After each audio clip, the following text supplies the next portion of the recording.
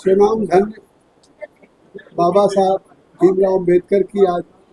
134वीं जयंती के अवसर पर तथागत गौतम बुद्ध की धरती सिद्धार्थनगर में संसद के कैंप कार्यालय पे आयोजित अवसर पर हमारे क्षेत्रीय उपाध्यक्ष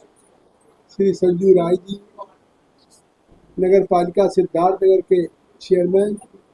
गोविंद माधव जी, पूर्व जिला अध्यक्ष श्री लाल बाबा त्रिपाठी जी, हमारे बीच में क्षेत्रीय उपाध्यक्ष मनोज मौर्य जी, महामंत्री विजयकांत जी, मंत्री फतेह बहादुर सिंह जी, डॉक्टर पृथ्वीराम प्रमोद चौहान जी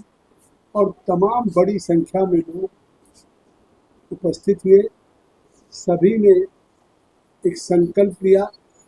कि हम बाबा साहब के उस संविधान के अंतर्गत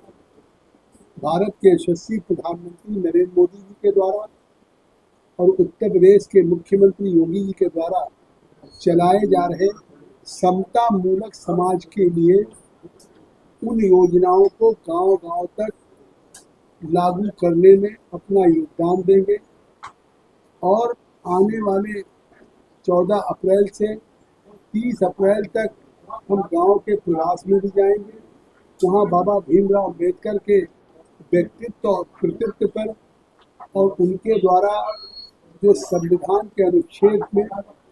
जो जाति और अस्पृश्यता का निवारण करके उन्होंने समता मूलक समाज की स्थापना किया। भारत के अनुच्छेद 19 में उन्होंने सभी को संविधान के बोलने की आज़ादी, बसने की आज़ादी, व्यापार करने की आज़ादी, स्वतंत्रता की आज़ादी जो दिया, उसका के कारण आज भारत एक विश्व की गुरु बनने की ओर नरेंद्र मोदी जी के नेतृत्व में अग्रसर है। और इस अनुच्छेद 19 को या अनुच्छेद 20, अनुच्छेद 21, 25 और आर्टिकल 300A इन सब को हम गांव-गांव तक लोगों को जानकारी देंगे और उन योजनाओं का लाभ गांव को मिले। आज भी अभी भी 4 करोड़ प्रधानमंत्री जी के आवास देने के बाद भी लोग वंचित हैं, तो फिर 3 करोड़ आवास देने की नरेंद्र मोदी ने घोषणा किया है। उसका हम गांव में जो दलित, गरीब, पिछड़ा, वंचित जो अभी भी आवास नहीं उनका रजिस्ट्रेशन कराएंगे। हम तमाम उन मजदूरों को खेतिहर उनको पंजीकृत कराएंगे, जिससे सरकार द्वारा चलाई जा रही हमारे कुशल अकुशल उन मजदूरों को भविष्य में कहीं अगर दुर्घटना में मृत्यु हो गई तो 5 लाख, स्वाभाविक मौत पे 2 लाख,